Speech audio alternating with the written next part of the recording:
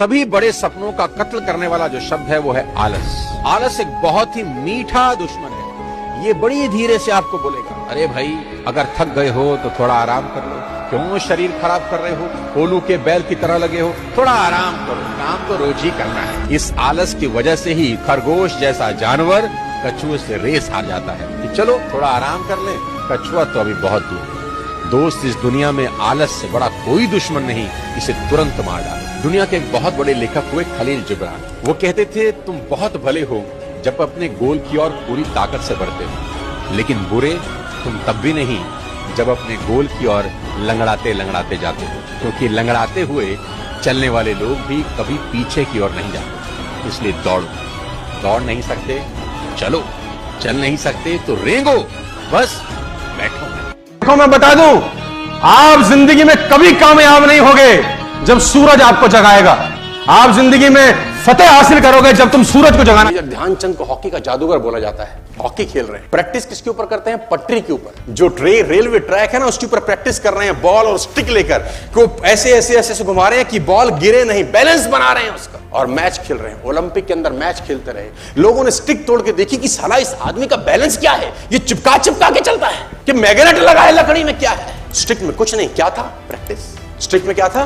Practice. Half time तक एक गोल ना किया। मेजर ध्यानचंद से उसकी टीम ने पूछा, ध्यानचंद आज तुझको क्या हो गया? हाफ टाइम हो गया, कोई गोल नहीं है, मैच हार जाएंगे।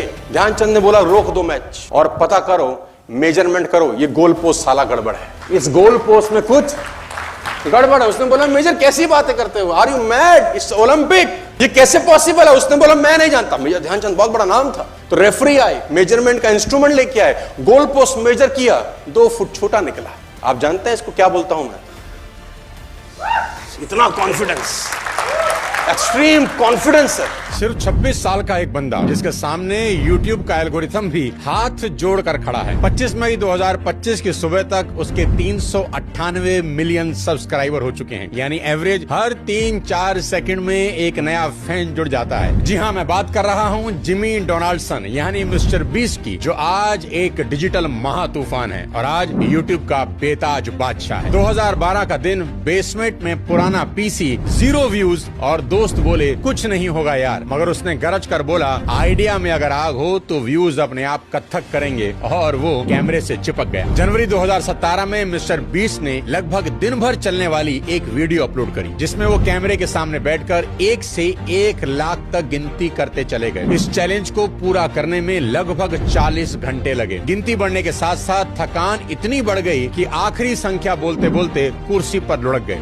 इस पागलपन भरे लेकिन ऑर्डिनरी से लगने वाले आइडिया ने रातों रात लाखों व्यूज जुटाए और मिस्टर बीस्ट को पहला बड़ा वायरल मूवमेंट दिया। और फिर आया पागलपन का नया अध्याय। 50 घंटे ताबूत में जिंदा दफन, सांस घुटती रही मगर कैमरा रोल होता रहा। बाहर निकला तो बोला, डर को मिट्टी में गाड़ आया। और अब हर हफ्ते करोड़ों उड़ाता है, कभी 1000 लोगों की आंखों की रोशनी लौटाता है, तो कभी बेघर परिवार को मकान की चाबी थमा देता है। पैसा कमाई नहीं, परोपकार में घुलकर सुनामी बन चुका है। अब तक $92 मिलियन से ज्यादा बांट चुका है, 100 घर गिफ्ट किए, पूरा द्वीप दे डाला, क्योंकि मिस्टर बीस्ट के लिए मस्ती ही शायद महादान है। और कंटेंट और इमोशंस का असली क्लाइमैक्स तब दिखा जब उसने 1000 नेत्रहीनों की कैटरेक्ट सर्जरी करवाकर उन्हें पहली बार दुनिया दिखाई। जब उसके बैंकर कहते हैं कि मुनाफा बचाओ, बीस्ट हंसता हुआ कहता है, भैया अगली वीडियो में सब उड़ाना है। सबक बहुत साफ है दोस्त की आइडिया में अगर पागलपन है और दिल में दरियादिली, तो सोशल मीडिया का एल्गोरिथम घुटने टेक देगा। सपना पागल होना चाहिए। अगर तुम्हारे दिमाग में भी ज्वालामुखी सा आइडिया धधक रहा है तो कमेंट बॉक्स में जरूर लिखना,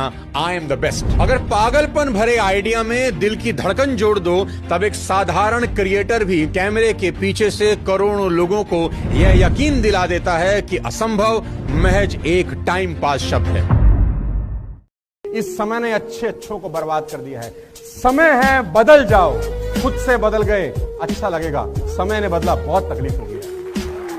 माइकल फेल्प्स ने जब 8 गोल्ड जीते 2008 बीजिंग ओलंपिक के अंदर, तो एक पत्रकार ने उससे बोला कि Michael, you are so lucky, you earn 8 gold in 1 Olympic, जो पूरी दुनिया में बहुत सारे लोग पूरी जिंदगी में नहीं कर पाते, यू आर सो लकी। तो उसने उसको बोला कि कम, वो आ गया।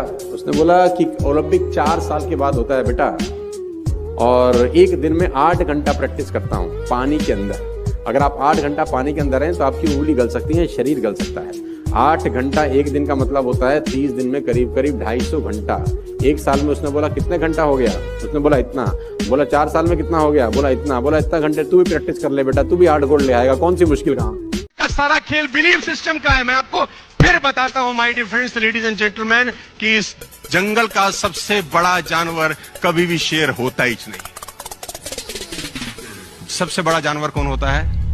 लंबाई में जिराफ, राइट। बड़े में शायद हाथी। सबसे फुर्तीला कौन होता है? चीता। सबसे क्लेवर कौन होता है? लेकिन साला इनमें से कोई राजा नहीं होता ना, तो ये क्वालिटीज चाहिए ही नहीं ना रूल करने के लिए।